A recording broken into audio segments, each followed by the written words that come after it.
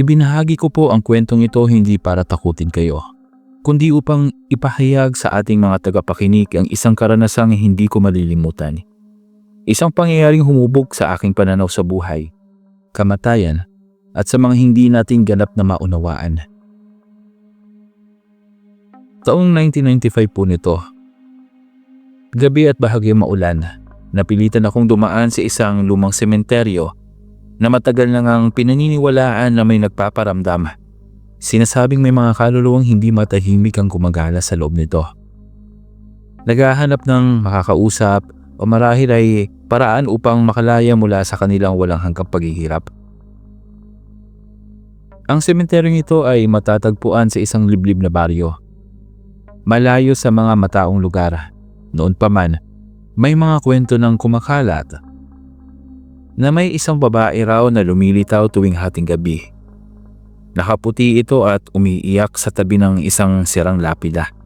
May mga nagsasabing ito raw ang kaluluwa ng isang babaeng pinaslang sa sementeryo ilang dekada na rin ang nakakalipas.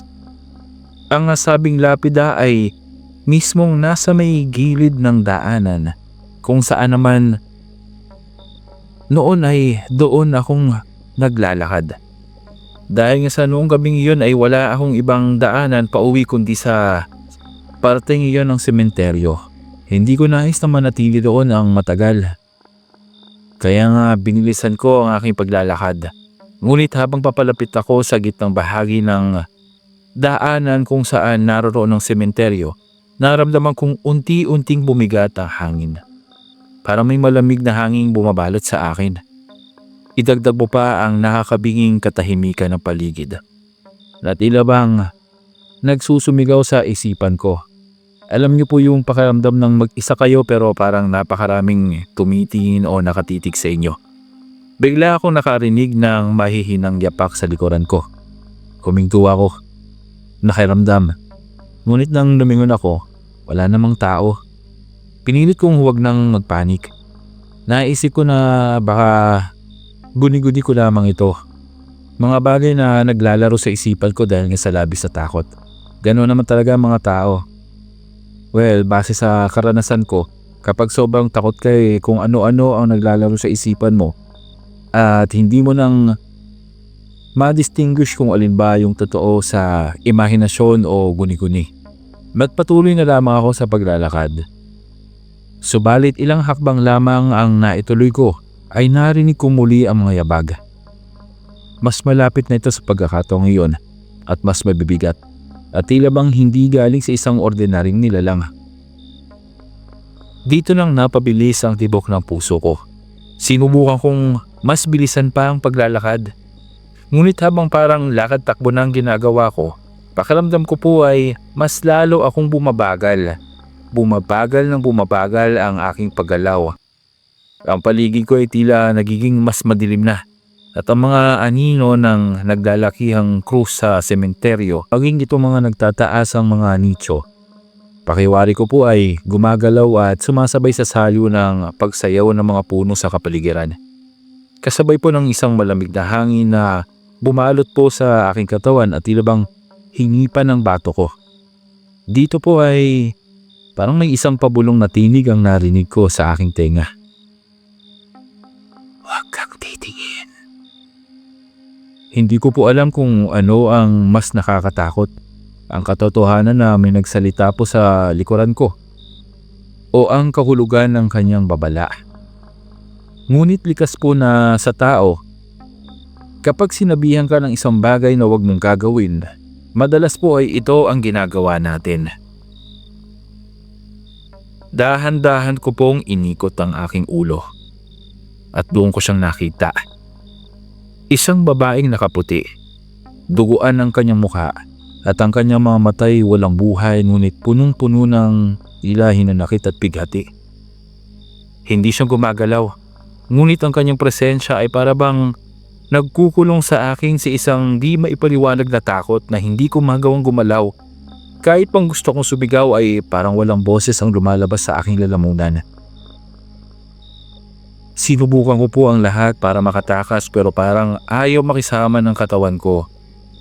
Hanggang sa tila bang may pumitik sa tenga ko At dito po ay nakagalaw ako at tumakbo po ako ng napakabilis.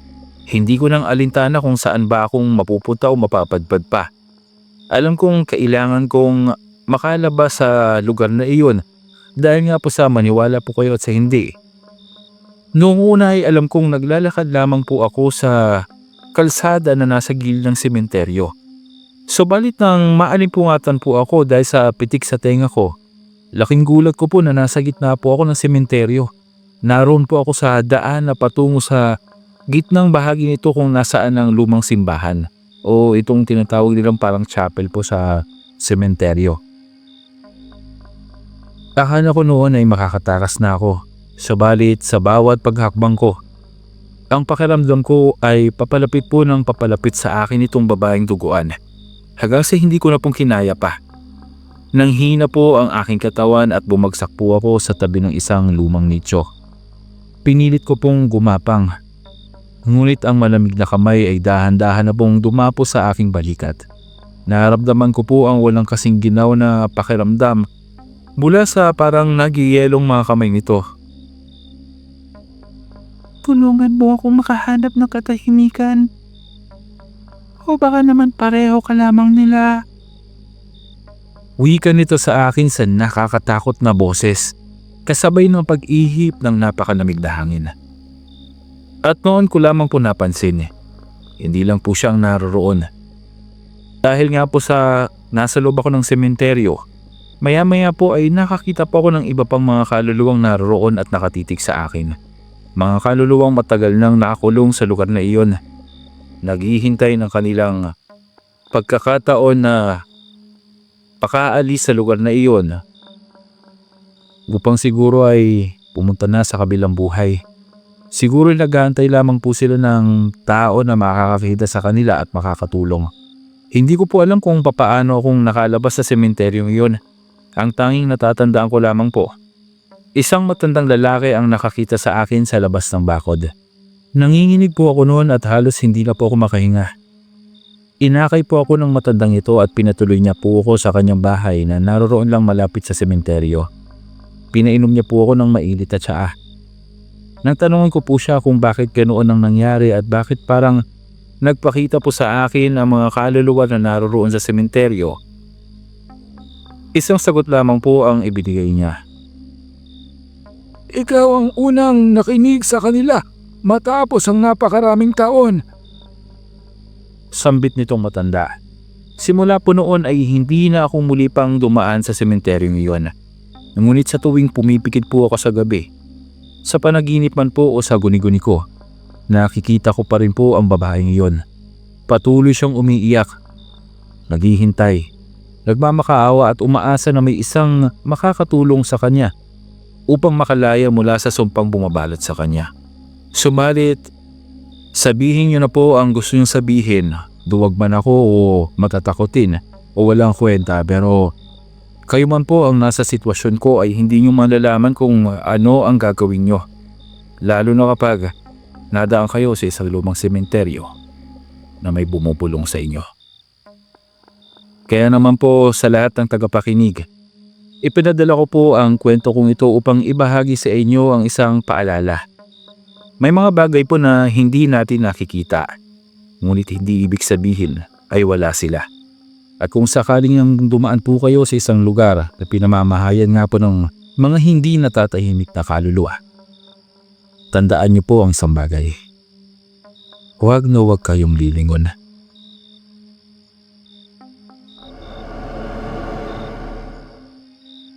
Magandang gabi po sa lahat. Isinulot ko po ang liham na ito sa inyo upang ibahagi ang isang karanasang bumago po sa aking buhay.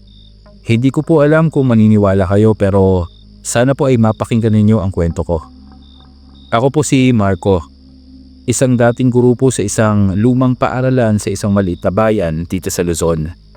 Ang paaralang ito ay itinatagpo noong panahon pa ng Kastila at ayon po sa mga matatanda, ito raw ay dating kumbento.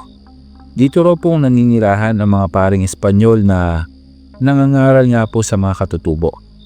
Ngunit sa likod ng makasaysayang gusali, may isang madilim na lihim na tila bang nakakubli sa bawat pader nito. Noong una, Hindi kong pinapansin ang mga kwentong kumakalat tungkol nga sa paaralan. Maraming estudyante at guro ang nagkukwento na may mga nagpapakitang anino na roroon daw po sa lumang pasilyo. Mga yabag sa sahig kahit wala namang tao. At malamig na hangin na dumadaan niya po sa kabila ng saradong mga bintana. Lalo na sa mga klase na panggabi. Ngunit ang pinakakilalang kwento ay tungkol po sa isang pari na di umano'y isang Kastilang praile na pinatay raw ng mga revolusyonaryo at hindi natagpuan pa ang kanyang katawan. Hanggang sa ngayon ay sinasabing siya'y naghahanap pa ng katarungan o marahil po ay naghahanap ng kaluluwa upang isama sa kanyang pagdurusa. Natatandaan ko po na isang gabi, naiwan ako sa paaralan upang tapusin ang ilan pang mga gawain. Mag-aalas 10 na ng gabi at ako na lamang po ang mag-isang nasa opisina sa pagkakaalam ko. Tahimik ang buong gusali, maliban na lamang po sa mahinang tunog ng orasan na nasa dingding. Sinubukan ko naman pong bilisan ang aking trabaho para naman makauwi na nga. Ang biglang narinig ko po ang tunog ng isang kampana. Isang malalim at lumang tunog na tila bang nanggagaling sa itaas ng gusali. Ang problema po wala naman pong kampana sa paaralang iyon. Kaya naman po parang ginapangan ako ng kilabot sa katawan ko. Pero naisip ko naman po na baka guni-guni ko lamang po ito o baka naman tunog ng kampana mo na sa di karayuang simbahan. Nagpatuloy po ako sa pagsusulat. Ngunit narinig ko na naman po ang mabibigat na yabag sa lumang kahoy na sahig. Mabagal, pero tiyak po na may naglalakad sa pasilyo. Sinilip ko naman po ang labas ng opisina, ngunit wala naman pong tao doon. Hindi ko alam kung bakit, pero may naramdaman akong malamig na hangin na dumaan sa aking likuran. Parang may isang taong nakatayo sa likod ko. Mabilis akong bumalik sa aking mesa at sinubukan ko pong huwag na matakot. Kinalma ko ang sarili ko. Ngunit nang ibaba ko ang aking panulat, may napansin po akong hindi ko inaasahan. Sa ibabaw ng lamesa, nakita ko may nakasulat gamit ang chalk. Hindi ka dapat nag-iisa. Dito po ay tumayo ang balahibo ko. Wala akong maalalang nagsulat nito at kanina pa lamang ay napakalinis po ng lamesa. Imposible pong hindi kong mapansin ito noong dumating ako. Dali-dali po akong nag-impake ng mga gamit ko at lumabas na po ako ng opisina habang naglalakad ako sa pasilyo. Ramdam kong may sumusunod po sa akin. Isang malamig na presensya na hindi ko pong maipaliwanag. Alam niyo po yung kahit hindi niyong tinitingnan sa likod pero parang ito yung tinatawag nilang hypersensitive peripheral vision na kahit nga po hindi mong tingnan yung nasa likod mo, parang nararamdaman mo at alam mo na meron ngang nakatitig o nakasunod sa'yo. Nang lingunin ko naman po ito dahil sa hindi ko nang mapigilan, nakita ko po siya sa dulo ng pasilyo. Nakatayo ang isang matangkad na lalaki. Suot ang lumang kasuotang pampari. Tila ba maputla ang kanyang mukha at ang kanyang mga mata naman po ay tila hindi nakakakita. Alam niyo po yung parang wala yung bilog sa gitna ng mga mata.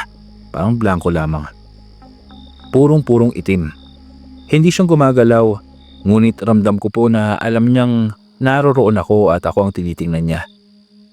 Hindi ko nang hinintay pa na lumapit ito sa akin. Tumakbo na po akong papalabas ng gusali. Hindi ako lumingon. Sino ba naman po ang maglalakas loob na tingnan pa ito? Nang makarating naman po ako sa bahay, hindi akong makatulog, lalo na't mag-isa lamang po ako doon. Iniisip ko po ng paulit-ulit kung totoo ba yung mga nakita ko. Totoo bang multo ng pari ang nagpakita sa akin sa pasilyo? Ano bang gusto niya? At bakit siyang nagpakita sa akin? Lumipas po ang ilang araw na hindi po akong bumalik sa paaralan ng mag-isa, lalo na pong magpaabot ng gabi. Ngunit isang araw nga po, hindi ko maiwasan. Napilitan akong muling dumaan sa pasilyo kung saan nagpakita sa akin itong kaluluwa ng pari. Gabi na rin noon. Nakakalimutan ko po kasi sa room na kunin ang isang mahalagang dokumento. Kasama ko po ang janitor na si Mang Tonyo. isang matagal ng empleyado sa paaralan. Nagtaka siya kung bakit bang nakiusap ako sa kanya na siya ang kumuha ng mga dokumento ko sa loob ng classroom at hindi ako makapasok na mag-isa. Tila bang hindi niya na napigilan at nagtanong na siya sa akin. Sir, nakita niyo rin ba siya? Nanlaki ang aking mga mata. Sino? Lumunok pa ng laway si Mang Tonyo bago sumagot. Yung pari, sir. Yung naglalakad sa pasilyo tuwing gabi. Hindi ako nakasagot. Doon ko lang nalaman na hindi ako ang unang nakakita sa kanya. Marami na palang nakakita sa multo ng pari. At lahat sila ay may pare-parehong kwento. Purong-purong itim ang kanyang mga mata at tila bang naghahanap ng isang bagay o ng isang tao. Habang naglalakad kaming papunta sa opisina ko, para sanang iwan doon ang dokumento ang kinuha ko sa classroom, narinig po namin muli ang tunog ng kampana. Ngunit ngayon, mas malakas na po ito. Tila nagmula po sa mismong loob ng gusali. Si Mang Tonyo po ay agad na nag-antanda o nag-sign of the cross po. Sir, di daw maganda. Umalis na tayo dito. Ngunit bago pa man kaming makatakbo, palabas nga ng gusaling iyon, biglang bumukas po ang isang pintuan sa kabilang dulo ng hallway. Sa likod po ng pinto, may isang figura na dahan-dahang lumalabas. Siya na naman, ang multo ng pari. Ngunit ngayon, mas malinaw ko na siyang nakikita. Basang-basa ang kanyang abito at ang kanyang katawan naman po ay puno ng sugat. Parang isang taong pinahirapan po bago pinatay. Nakatitig siya sa amin. Walang imik, ngunit tila puno po ng hinanakit ang kanyang presensya. Hindi po ako nakagalaw. Si Mang Tonyo po ay hinila akong papalayo at nagmamadali po kaming tumakbo palabas ng gusali. Nang nasa labas na po kami, humihingal pa ako at namumutla. Tinanong ko si Mang Tonyo kung alam niya ang tungkol sa pari. Sir, Pagbubulong nito sa akin. matagal nang patay ang paring iyon. Sinasabi nilang siya raw ang nagtatago ng kayamanan sa simbahan noon. Pero nang dumating ang mga revolusyonaryo, pinilit siyang ipagtapat kung nasaan ito. Nang hindi siyang sumagot at hindi niyang inamin kung nasaan ang kayamanan, pinatay siya at ibinaon sa ilalim ng paaralan. Napatingin po ako sa lumang gusali. Kaya po siyang hindi matahimik. Tumango si Mang Tonyo. Ayon dito, hanggat hindi natatagpuan ang kanyang katawan, patuloy na magpapakita ang pari sa eskwelahan. Kinabukasan po ay iminungkahi ko na magukay sa likod ng lumang paaralan. Maraming tumutol, pero sa huli, pumayag ang ilang guro at administrador. Sinimulan namin ang paghuhukay at makalipas ng isang oras, may natagpuan kaming kalansay. Hindi ko po alam kung bakit doon kong naisipang umpisahan na paghuhukay. Tila bang may bumubulong sa akin na may matatagpuan kami doon. Isang buto ng tao. May suot pa rosaryo sa leeg. Ipinaalam namin ito sa otoridad at sa opisyal na kinilala ang labi bilang mula sa isang pari noong panahon pa ng Kastila. Isang eksperto pagdating sa pag-aaral sa mga ganitong uri ng bagay. Matapos ang seremonya ng pagbabasbas at isang maayos na libing, hindi na muli pang nagpakita ang pari. Hindi na muling narinig pa ang kampana sa gabi. At ang lumang pasilyo ay naging mapayapa. Ngunit sa tuwing dumadaan ako roon, pakiramdam ko'y may isang matang nakatingin mula sa kadiliman. Tila nagpapasalamat. Ngunit nagpapaalala rin na minsan may mga aninong hindi basta-bastang nawawala. Hanggang dito na lang po ang aking kwento. Sana po ay may natutunan kayo. Mula dito, lubos na gumagalang Marco. Magandang gabi po sa lahat ng tagapakinig. Nais ko pong ibahagi ang aking kwento, ngunit una sa lahat ay labis po ang pagpapasalamat ko Dahil nga po sa ganitong programa na napapakinggan ko tuwing gabi lalo na sa aking pagtatrabaho. At minsan pa kapag walang pasok ay bago ako matulog. Ito pong channel na ito ang aking pinapakinggan. Ngunit ngayong gabi, ako naman po ang magbabahagi sa inyo ng nakakatakot na kwento. Isang kwento na sana nga po ay manatili na lamang sa aking gunita. May dekada na rin po ang nakakalipas mula nang lumipat ako sa isang apartment sa lungsod bilang isang bagong empleyado sa isang bangko. Kailangan kong lumipat malapit sa aking trabaho. Ito ay upang maiwasan ng mahabang biyahe at pagkahuli po sa aking pagpasok. Nakatipid po ako sa inuupahan kong apartment. Ngunit hindi ko pong inaasahan na may kapalit pala itong bangungot. Ang aking tinirahan ay nasa Unit 405 po, kung hindi ako nagkakamali. Nasa isang lumang gusali po ito na malapit sa isang ospital. Hindi ito ang pinakamoderno o pinakamaganda at pinakabagong apartment. Makikita naman po sa estruktura nito at sa pintura.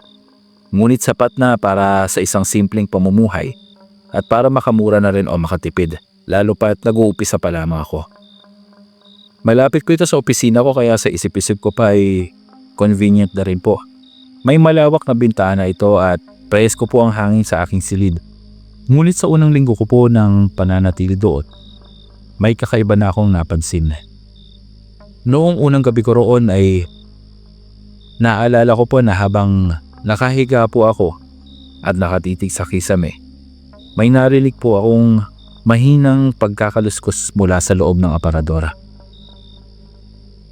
May libre na kasing aparador at higaan sa kwartong inuupahan ko.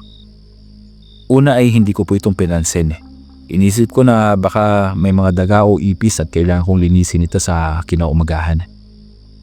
Ngunit habang lumilipas po ang gabi, mas tumalakas ang tunog. Minsan pa ay nagising ako sa kalagitnaan ng gabi dahil nga po sa mahihinang hakbang na nasa loob ng kwarto. Parang may naglalakad. Ang mas nakakapangilabot pa po, may isang insidente akong hindi malilimutan. Isang madaling araw, mga mag-aalas 3 na siguro nang maalimpungatan nga po ako. Nakaharap ang aking kama sa may bintana. Sa ganun parang kasi ay sagap ko po ang preskong hangin. May kurtina po ito na kung natatandaan ko po ay kulay berde. Sumasayaw-sayaw po ito sa mahihinang ihip ng hangin. Ngunit sa ilalim ng mahinang liwanag ng buwan, doon po ay may nakita akong anino sa likod ng kortina. Hugis ng isang babae. Nakatayo. Tila nakayoko. Nanigas po ako sa aking kinahihigaan. Dahan-dahan kong sinubukang abutin ang flashlight. Ngunit bago ko pa man pong mapindot ang ilaw nito, isang malamig na hangin na po ang humaplos sa aking balat. At biglang bumagsak po ang kortina sa sahig. Wala po akong nakitang tao. Ngunit ramdam ko pong hindi akong nag-iisa. Sinubukan kong ipagwalang bahala na lamang po ang lahat. Inisip ko na siguro ay lilipas din ito. Ngunit mas lumala pa ang mga sumunod na pangyayari. Sa pangalawang linggo ko po roon, palagi kong nararamdaman ang bigat ng aking dibdib. Lalo na sa tuwing matutulog po ako. Parang may nakadagan po sa akin. Minsan pa ay gigising ako na hindi ako makagalaw. Ni hindi po makasigaw. Sa sulok ng aking mata, madalas kong makita ang isang figura ng babae na nasa may pintuan. Mahaba ang buhok, nakalugay, at nakasuot ng lumang puting damit. Hindi ko pong lubos maisip kung totoo ba itong mga nakita ko, baka naman laman po ng panaginip ko. Dahil sa nakakatulog po ako at pagising ko ay maayos ng lahat. Minsan, dumalaw po itong kaibigan ko na tawagin na lamang po natin sa ngalang Maricel. Tungo siya sa aking apartment upang bisitahin po ako at sabi niya nga po ay uminom ng kape. Habang nagkakwentuhan naman po kami, bigla siyang tumigil at tumingin po sa aking likuran. Namutla siya. Tinanong niya kung may kasama ako sa apartment. Nang tanungin ko kung bakit, Sinabi niyang nakita niya ang isang babae sa may banyo. Nakayoko. Hindi gumagalaw. Dahil sa pangamba, sinubukan kong magtanong sa landlord tungkol sa nakaraang nangyari sa apartment. At dito kong nalaman isang nakakatakot na kwento na nagpatindig sa aking balahibo. Ayon sa kanya, may isang babaeng dating nangupahan sa Unit 405. Ilang taon na rin ang nakakalipas. Siya ay isang nurse na nagtatrabaho sa ospital malapit sa apartment. Nang minsan ay hindi daw siyang pumasok sa trabaho at ilang araw siyang hindi lumalabas sa kwarto. Nang buksan ng may-ari ang pintuan, natagpuan nila ang kanyang bangkay sa loob ng aparador. Wala raw palatandaan ng foul play, ngunit ang kanyang mukha ay namumutla at may reaksyon ng matinding takot.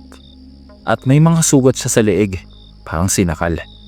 Mula noon, palaging may nagrereklamo sa Unit 405 at may mga nangungupaan na hindi tumatagal ng isang buwan.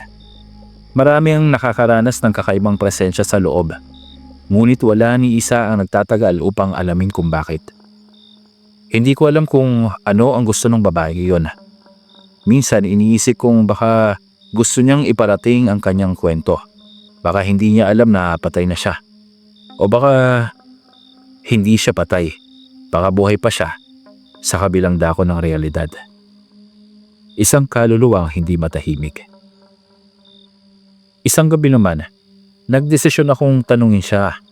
Kinuha ko ang aking cellphone at ginamit ko po ang voice recorder. Pinatay ko po ang lahat ng ilaw at umupo ako sa gitna ng kwarto. Kung iisipin ko po ngayon ay nangingilabot pa rin ako. Sino ka? Iyon lang ang aking tanong pagkatapos ay hinayaan ko mag-play ang recorder ng cellphone ko. Pagkatapos po nito, pinakinggan ko ang recording. Sa una, puro katahimikan lang po ang maririnig. Ngunit nang umabot na sa huling bahagi, may isang boses ang narinig ko. Mahinang pagbubulong. Tulong. Napatalon ako at agad na pinatay ang cellphone. Pakiramdam ko'y may nakatingin sa aking likuran. Mabilis po akong lumabas ng apartment at hindi na akong bumalik pa hanggang sa kinabukasan. Dito po ay kinuha ko ng lahat ng gamit ko. Wala akong pakialam kahit pang nakapagbayad na ako ng advance. Mas mahalaga po ang buhay ko kaysa naman po sa pera na ibinayad ko dito sa landlord. Ngayon po ay nakatira na ako sa ibang lugar. Mas tahimik na. Mas maliwanag ngunit minsan, sa kalagitnaan ng gabi, nagigising pa rin po ako sa parehong pakiramdam. Parang may nakadagan po sa akin. Parang may malamig na hininga na palaging malapit sa tenga ko o sa bato ko. At minsan, kahit nasa ibang bahay na ako, naririnig ko pa rin ang bulong na yun. Tulong. Tulong. Hindi ko alam kung kailan siya titigil o kung titigil pa ba talaga siya. Kaya naman po payo ko lang sa ating mga tagapakinig, kung hindi kayong handang harapin ang ganitong mga uri ng kaganapan o hindi kayong handa upang tulungan ang mga nilalang na higit sa ordinaryo, wag niyo na silang subukang kausapin pa. Lubos na gumagalang, Marvin. Isang mapagpalang gabi sa inyong lahat, lalong-lalo na po sa ating butihing narrator. Matagal na po akong taga-subaybay sa ganito programa at marami na po akong narinig na kwento ng kababalaghan. Pero sa bawat pinakikinggan ko, hindi ko maiwasang maalala ang sarili kong karanasan na hanggang ngayon po ay bumabagabag pa rin sa akin.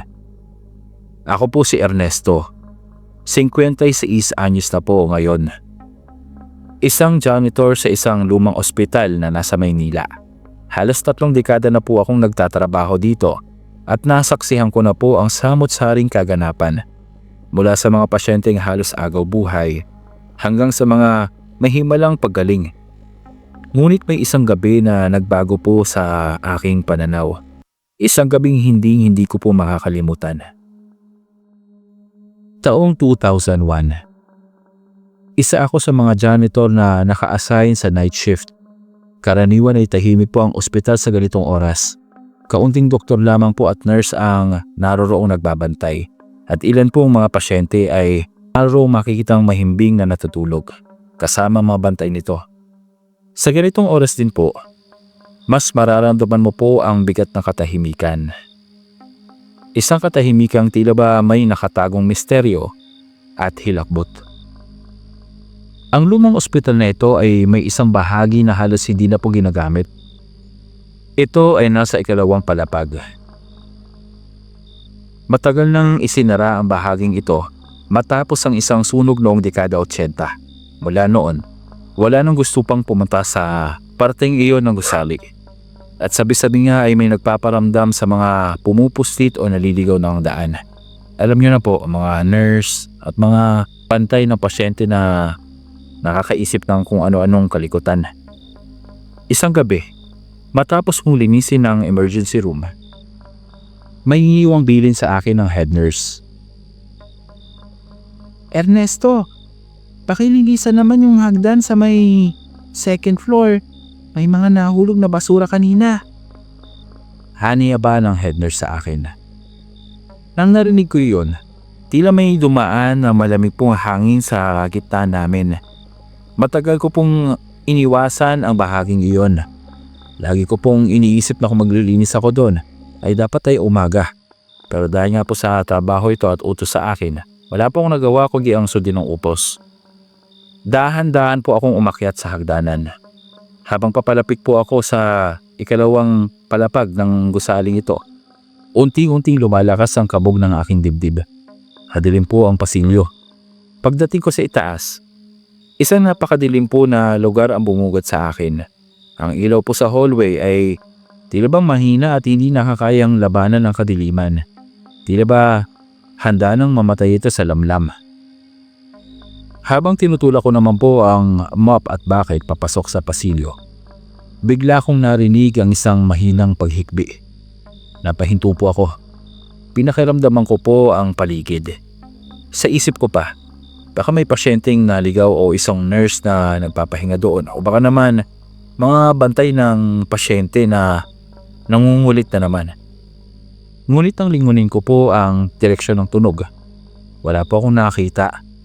Kaya naman po nagpatuloy ako sa paglalakad hanggang sa marating ko po ang dulong bahagi ng pasilyo. Kung saan naman po ay naroroon ang isang lumang kwarto na may sirang pintuan. Dito ko pong narinig muli ang paghikpi. Ngunit mas malinaw na ito at tila napakalapit sa akin. Tila ba nasa may gilid ng tenga ko lang. Hindi ko alam kung bakit pero tila may nagtulak sa akin na sumilip sa loob. Dahan-dahan kong itinulak ang pintuan. At sa loob po ay may isang lumang kama, isang sirang aparador at isang maliit na lamesa na puno ng alikabok. Pero ang nagpatayo po ng balahibo ko ay ang figura ng isang babae na nakaupo sa sahig. Nakayuko at mahabang-mahaba ang buhok na tumatakip sa kanyang mukha. Parang may nagyelo sa loob ng aking katawan. Hindi ko po maigalaw ang aking mga paa. Miss, pasensya na pero bawal po dito. Mahina kong sabi. Hindi siyang sumagot. Nagpatuloy lamang siya sa paghigbi. Sa isang iglap, unti-unting lumingon ang kanyang ulo sa akin. Doon kong nakita ang kanyang mukha. Maputla. May dugo ang sugat sa noo nito. At ang kanyang mga mata ay nanlilisik. Biglang bumukas po ang kanyang bibig. Ngunit imbis ng isang normal na hiyaw, isang nakakabinging sigaw na puno ng sakit at galit ang lumabas. Nakakabingi po at napakasakit sa tenga. Napaatras ako. Natumba at napasandal po sa dingding. Hindi ako makagalaw kaagad. Para bang napako ako doon sa pagkakasalampak. Labis po ang takot ko. Sa isang kisap mata ay bigla siyang tumayo. Lumapit po sa akin at naramdaman ko na napakalamig po ang kanyang hininga na lumapit po sa mukha ko. Hindi ko po alam kung ano ang gagawin ko. Gusto ko tumakbo pero hindi ako makagalaw. Hirap na rin akong huminga. Ako'y pinaniwala, Trinidor. Hindi ako makakalaya. Hindi ako matatahimik. Sambit nitong babae. Kasabay ng biglang pagbagsak ng mga lumang aparador sa kwarto. Hindi ko na kinaya pa. Napasigaw ako at napalabas na lamang po ang boses ko ng biglaan. Sabay napapikit na po ako sa labis na takot. Nang iminulat ko po ang aking mga mata, wala na siya sa harapan ko. Ngunit ang paligid ko ay tila bang nag-iba. Ang kwarto ay biglang bumalik sa dating anyo nito. Malinis, maliwanag, at tila may mga taong gumagalaw pa. Para bang hindi akong naroroon sa abandonadong lugar ng gusali. At doon ko pong nakita kung ano ang nangyari. Isang batang nurse ang nasa kwarto. Umiiyak at pilit na lumalaban sa isang lalaking may puting uniforme. Sa pagkakawari ko po ay isa itong doktor. Naririnig ko ang kanyang pagsusumamo, ang kanyang mga daing. Ngunit wala pong nakakarinig na ibang tao. At sa huling sandali, nakita ko pong inundayan siya ng lalaki ng isang matalim na bagay. Biglang bumalik po sa kasalukuyan ng lahat. Nasa parehong madilim at sirang kwarto ako. At nasa paanan ko po ang flashlight na gamit ko. Ngunit ngayon, alam ko na kung bakit hindi matahimik ang kaluluwa ng babaeng iyon. Nang makabalik po ang lakas ko, wala na akong inaksaya pang oras. Nagmadali na po akong tumakbo pababa sa hagdanan. Hindi ko nang alintana pa ang aking mga gamit. Iniwan ko po ito. Pagdating ko po sa first floor, hinang-hina ako. Nanginginig at halos hindi pong makapagsalita. Pero sinikap ko po na tapusin na lamang po ang shift kong yon at umuwi na sa bahay. Kinabukasan, nagtanong ako sa ilang matatandang empleyado ng ospital. At doon ko nga pong nakumpirma ang aking nakita. Noong dekada 50, may isang trainee nurse na ginahasa umano at pinaslang sa palapag na iyon. At isang doktor ang may gawa nito. Hindi siyang nabigyan ng hustisya at ang kanyang kaluluwa nga ay nanatili doon. Marahil dahil na rin sa impluwensya ng doktor, mayaman at mapera.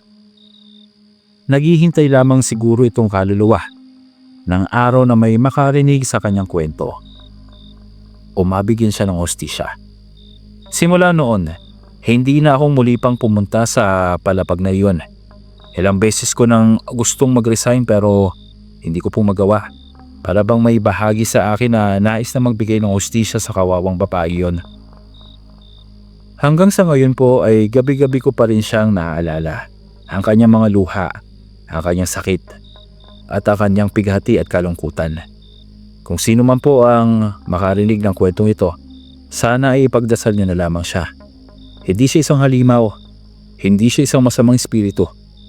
Isa siyang biktima na naghahanap lamang ng katarungan. Maraming salamat po sa inyong pakikinig. Lubos na gumagalang, Ernesto. Isang mapagpalang gabi po sa inyo.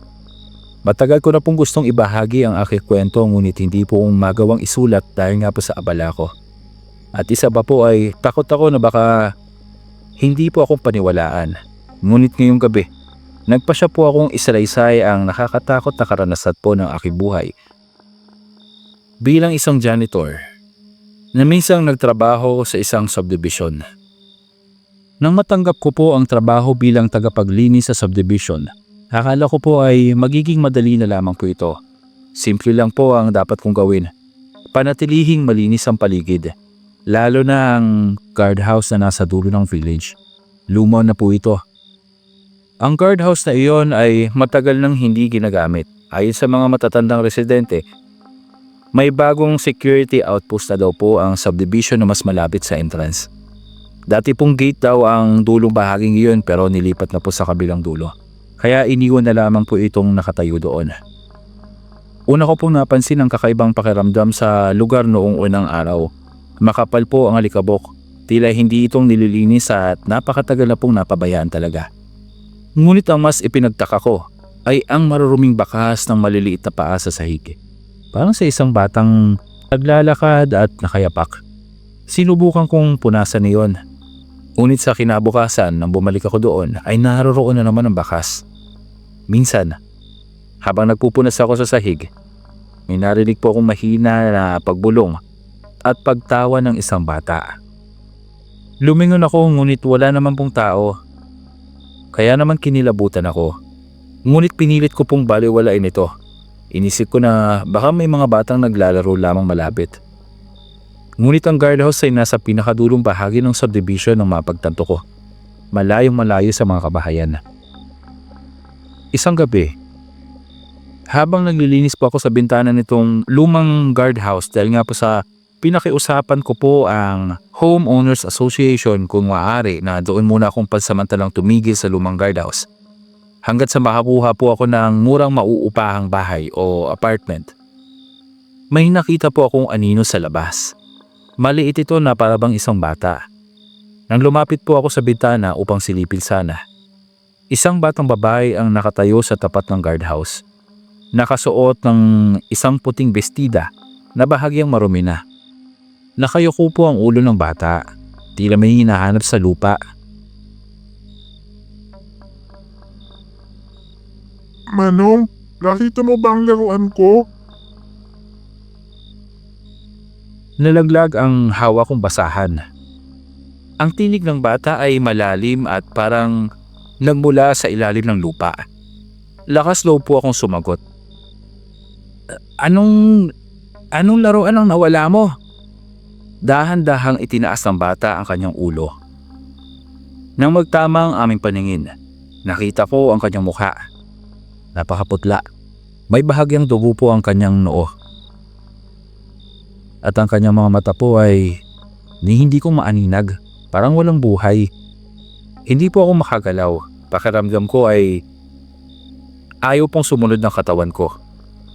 Kumakbang siyang papalapit sa akin at sa bawat hakbang niya, tila bang lumalamig na ang paligid. Bigla akong nakarinig ng malakas na kalabog mula sa itaas ng guardhouse. Para bang may bumagsak. Napasigaw ako at tumakbong papalayo. Wakas ay nakagalaw ako. Iniwan ko po ang lahat ng gamit ko doon. Nang lingunin ko po ang bata mula sa malayo, wala na po doon ang batang babae. Kinabukasan po ay nagtanong ako sa ilan sa mga residenteng naroroon tungkol po sa lugar. Dito ko pong nalaman ang nakapangingilabot na istorya.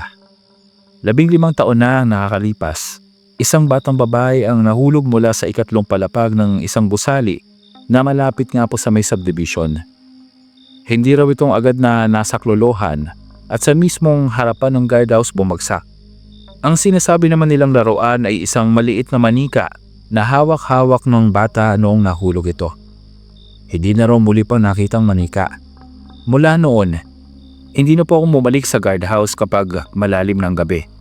Ngunit naroon pa rin po akong nagtatrabaho. Kailangan ko ng pera.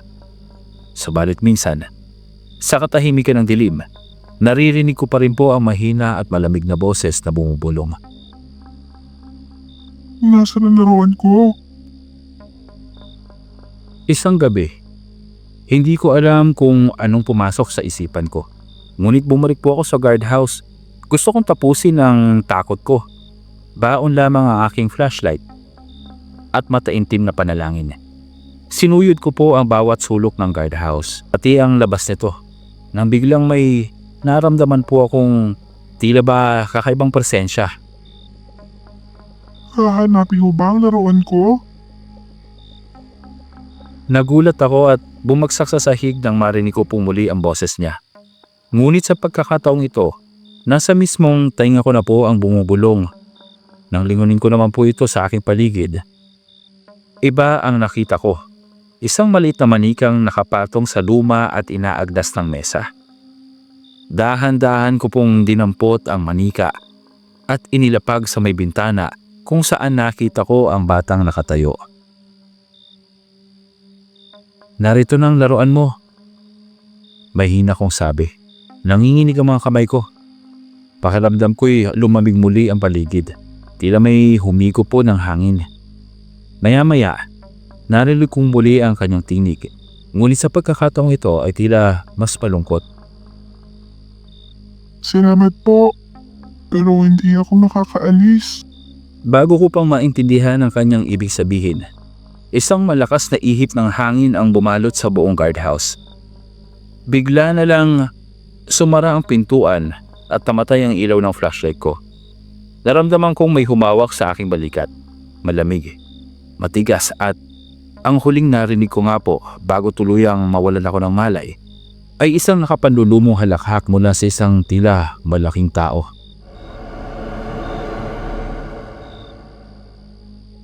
Magandang gabi po sa lahat ng tagapakinig. Ako po si Clara, isang nurse na minsan po ay nagtrabaho sa isang lumang ospital sa probinsya. Hindi ko na lamang pong babanggitin ang lugar. Hindi ko po akalain na ang trabahong ito ang magdadala sa akin sa pinaka nakakatakot na karanasang hindi ko pong kailanman malilimutan. Taong 2018 nang matanggap po ako bilang night shift nurse sa isang ospital sa probinsya. Ayon sa mga kaibigan ko ay matagal nang nababalot ng kababalaghan ng ospital na ito. Ngunit hindi akong naniniwala sa multo o anumang elemento ng dilim. Akala ko noon, pawang impento ang mga kwentong iyon para takutin ang mga bagong empleyado. Alam niyo na po, parang initiation nila. Pero nagkamali po ako. Sa unang linggo ko, normal lamang po ang lahat at kaunti lamang po ang pasyenteng naroroon, kaya tahimik po ang buong ospital. Ngunit isang gabi, may kakaibang nangyari. Habang nagra-round po ako, may napansin akong isang babaeng naka-hospital gown na nakatayo po sa dulo ng madilim na pasilyo. Mahaba po ang kanyang buhok, nakayuko po at tila bang hindi gumagalaw, parang may tinitingnan. Nang lapitan ko naman po siya, maraan siyang lumakad papasok sa isang bakanteng kwarto. Hindi pong tiningnan o nilingon ako. Kaya naman po ako sa kuryosidad ay agad akong sumunod. Pagpasok ko po ay wala namang tao. Kaya naman nagtaka ako dahil sa wala naman yung babaeng nakita ko. Wala naman po pwedeng pagtaguan o ibang lusotang pintuan ng babae. Nang sinilip ko naman po ang looban pa ng kwarto, nakita kong may lumang kama na kinakalawang na at may nakasabit ka pong isang sirang kortina. Amoy amag na rin po at parang mga natuyong dugo sa paligid. Kaya naman po hindi ko maiwasan na kilabutan po ako. Kaya lumabas na lamang ako. Nang bumalik po ako sa station, tinanong ko yung isa sa mga senior nurses doon tungkol nga po sa babaeng nakita ko. Namutla siya at sinabing wala namang pong dapat na pasyente sa kwartong iyon dahil sa matagal na yung sinira matapos ang isang trahedya. Noong 1985 daw, isang babaeng pasyente raw ang itinali sa silid na iyon matapos siyang magwala at maging marahas. Hindi siya isang ordinaryong pasyente. Sinabi ng ilang doktor na parang may masanib daw sa kanya. Isang gabi, natagpuan siyang patay sa kanyang kama. Ang mga kuko niya ay duguan at ang kanyang bibig ay may bakas ng itim na likido. Simula noon, walang nurse ang pumapasok na sa kwartong iyon. Hindi ako nakinig bilang isang tao na may malakas na loob. Isa pa, hindi naman ako naniniwala sa mga multo-multo na yan. At sabi ko nga po iniisip ko na baka ito lang ang paraan nila para i-welcome ang mga bagong nurse. Naisipan kong mag-imbestiga. Kinabukasan, sinubukan ko pong hanapin ang lumang talaan ng ospital at sinuri ang mga record ng mga pasyente. Totoo ngang may babaeng gano'n na na-admit doon. Isang pangalan po ang umagaw sa aking pansin. Isang nagngangalang Lucia. Ang babaeng sinabing namatay sa loob ng kwartong iyon. Totoo nga ang kwento ng nurse. Hindi siyang nagbibiro. Pagkalipas ng ilang panggabi, habang nag-iisa akong nasa station, biglang nawala ang ilaw sa buong pasilyo. Dumagundong ang paligid at tila may humahagigik sa dilim. Nang tumingin po ako sa dulo ng hallway, naroon po ulit ang babae na nakita ko noon. Pero sa pagkakataong iyon, nakatingin na po siya sa akin. Ang kanyang mga mata po ay halos purong itim na lamang. At sa kanyang bibig po ay may bumubulwak na napakaitim na malagkit na likido. Dahan-dahan po siyang lumapit pero nakalutang po. Animoy naglalakad pero hindi gumagalaw ang mga paa. Hindi po ako makagalaw. Ibig kong manghingi ng tulong. Subalit, sa bawat pagbigkas ko ng salitang tulong ay ginagaya niya ito. Ngunit ang kanyang tinig ay napakalalim. Hindi po pangkaraniwan, parang hindi isang normal na tao. Mas lalong lumalamig ang paligid.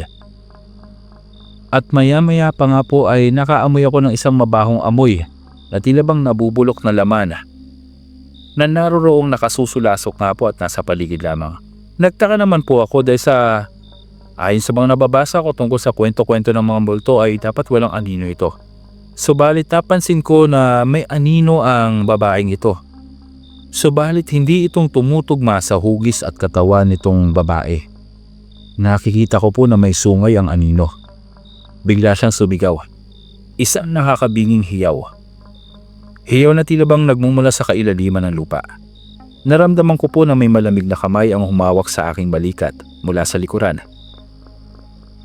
At wala po akong magawa kundi ang pumikit na lamang sa labis sa takot. Para pakiramdam ko po ay sasabog ang utak ko. Parang lumalaki at lumulobo po ito.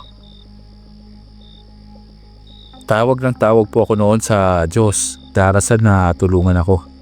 Nang imulat ko po ang aking mga mata, nakita kong nasa harap ko na po siya. Ang kanyang mukha po ay hindi sa isang babae, kundi sa isang nilalang na hindi ko pang maipaliwanag noon. Duguan po, sira-sira ang mukha at ang kanyang ngiti po ay umaabot sa kanyang tainga. Tila isang nilalang mula sa pinakamadilim na bangungot. Wala po akong ibang magawa noon kundi ang sikapin na makatakbo ako. Bagay na ipinagtagumpay ko naman po at habang tumatakbo po akong papalabas ng pasilyong iyon, narinig ko po ang halakhak nitong nilalang. Sumasabay sa malamig na hangin ng gabi. Kinabukasan po, nagdesisyon po akong magbitiw sa trabaho. Hindi ko pong hinintay pang malaman kung ano ang tunay na anyo o ano ang katawagan sa nilalang na ito. Ngunit kahit umalis na po ako, hindi pa rin po akong nilubayan ng takot. Tuwing madilim ang paligid, nararamdaman ko pong may nakatingin sa akin. May presensyang naroroon lamang sa paligid. Minsan sa aking panaginip, narinig ko pa rin ang isang bulong. Babalik ka pa. Isang gabi ng katatakutan po ang nais kong ibahagi sa inyo. Ako po si Mario, isang call center agent na ilang taon nang nagtatrabaho sa gabi. Dahil sa aking schedule, napilitan po ako maghanap ng apartment na malapit po sa aking trabaho upang mas makatipid na rin po sa pamasahe at sa oras na dapat ay itinutulog ko na lamang. Nakahanap po ako ng murang unit sa isang lumang gusali na nasa may avenida. Maganda po ang lokasyon, malapit sa kainan. May 24/7 na convenience store at higit sa lahat, mura po ang upa. Walang second thought na kinuha ko agad ito at lumipat ako. Sa mga unang araw ko po, naging maayos naman ang lahat. Ngunit may isang bagay po ang napansin ko lamang dito. Napakalamig po ng unit ko kahit pa wala pong electric fan o aircon. At sa tuwing dadaan po ako sa may salamin sa hallway, parang may aninong sumusunod po at sumasabay po sa refleksyon ng salamin. Hindi ko po itong pinansin kaagad at parang sa isip-isip ko po ay baka guni-guni ko lamang at optical illusion. Isang gabi, habang nag-aabang po ako ng taxi papasok sa trabaho, nakita ko po ang isang babae sa may bintana ng kabilang unit. Mahaba po ang buhok niya at tila pong nakasilip siya sa akin. Na magtama naman po ang aming paningin, ngumiti siya sa akin. Isang matamis ngunit may kung ano pong kakaibang ngiti ito. Sa hindi ko po maipaliwanag na kadahilanan, parang may kumihila po sa akin para manatili na tingnan siya o titigan. Parang ayoko nang pumasok pa. Napakaganda po kasi ng babae. Maputi. Parang napakainhin. At napakahaba po ng buhok nito. Simula noon, palagi ko na po siyang nakikita. Minsan, nasa may hagdanan, minsan nasa hallway. At minsan po ay habang papunta ako sa common CR. Minsan pa pakiramdam ko ay tinutokso niya ako. Ang ngiti niya, ang malagkit niyang tingin. Parang may gusto siyang ipahiwatig. Hindi po nagtagal, nasanay ako makita siya. At kahit papano, nagustuhan ko po ang ideya na may isang napakagandang babae ang palagi nakatingin sa akin mula sa malayo. Isang gabi, habang nakahiga po ako sa kama matapos po ang shift ko, may kumatok sa pintuan. Hindi ko alam kung anong oras na po ito pero mukhang madaling araw na. Pagbukas ko, siya po ang naroroon. Nakangiti po sa akin at nakasuot po ng napakagandang bestida. Hindi ko po alam kung papaano pero parang pumayag na lang po akong pumasok siya sa aking unit. Ikaw lang bang mag-isa dito? Tanong niya sa akin sa malambing na tinig. Tumango naman ako. Hindi ako makapagsalita, medyo antok pa ako noon. Isa pa may kung anong ibang pakiramdam po ako, kakatuwang pakiramdam na nararamdaman ko po noon at naglalaro sa isipan ko. Lumapit siya sa akin at lumuhod sa harapan ko. Hinawakan niya po ang kamay ko. Napakalamig. Medyo weirdo nga po yung tagpo. Nabigla po itong magtanong sa akin. Gusto mo ba akong makilala? Muling tanong sa akin. Oo, matagal na tayong palagi nakikita pero hindi ko alam ang pangalan mo. Dito ay naupo siya sa tabi ko. Ngumiti siya pero hindi siyang sumagot na muli. Dahan-dahan niyang inilapit ang mukha niya sa akin. At sa sandaling iyon, amoy ko ang pabango niyang may halong amoy ng parang bulaklak. Napalunok po ako. Tumayo siya at dahan-dahang naglakad papunta sa bintana. At sa isang iglap, naglaho siya. Sinilip ko sa labas. Wala siya. Tanong ako sa akin kung papaanong biglang naglaho siya ng napakabilis. Naisip ko pa na namamalikmata lamang ba ako. Inisip ko din na naginip lamang ba ako nung nagdaang gabing yun. Pero simula po noon, nagsimula na akong makaranas ng matitinding kababalaghan. Tuwing gabi, may naririnig na po akong mahihinang bulong sa loob ng unit ko. Ang tubig po sa banyo, kusa po itong bumubukas kahit walang gumagamit. Ang pinto po ay bumubukas rin at sumasara kahit wala naman pong hangin. At higit po sa lahat, ang reflection ko po sa salamin. Parang alam niyo po yung ako yun pero parang may iba sa akin o may ibang katauhan. O parang mas tamang sabihin na may kasama ako palagi. Isang gabi, dumaan ako sa lumang security guard na gusali. Tinanong ko po ito tungkol sa lugar. Nakita ko po kasi ang dalawang guard na naroroong nagkukwentuhan. Dito ko naman po nalaman ang isang nakakatakot na istorya. Iho, dati itong ospital noong panahon ng gera. Maraming namatay dito, lalo na yung mga pasyenteng hindi pang nailabas. Maraming kaluluwa ang hindi matahimik dito. Nanginginig kong tinanong itong si Manong. May kilala po ba kayong babae? Haba po ang buhok. Maputi po. Mahinging kumilos at saka may hinanal po sa gitna ng noo niya. Napanganga ang matanda. Halata ang takot sa kanyang mga mata. Iho, siya ang isa sa mga nurse na ginahasa at pinatay dito. Hindi siyang nakalabas nang magkaroon ng sakuna. Hanggang sa ngayon, naghahanap siya ng kasama. May isasama sa kanyang walang hanggang kalungkutan at paghihirap. Parang bumaliktad po ang sikmura ko. Ang babaeng inaakala kong crush ko na nga po, isa na palang multo. At hindi lang yun. Siya isang kaluluwang uhaw sa paghihiganti.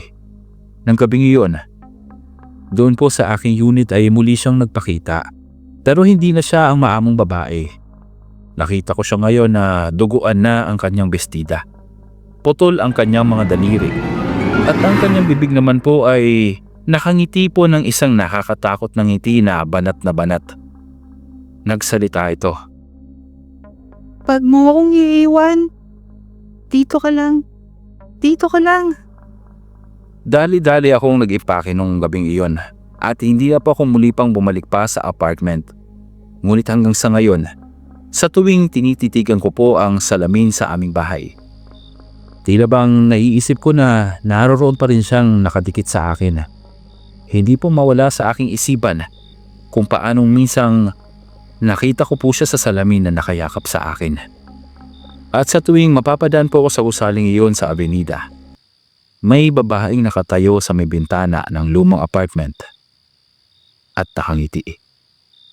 At alam kong para sa akin ang ngiti iyon.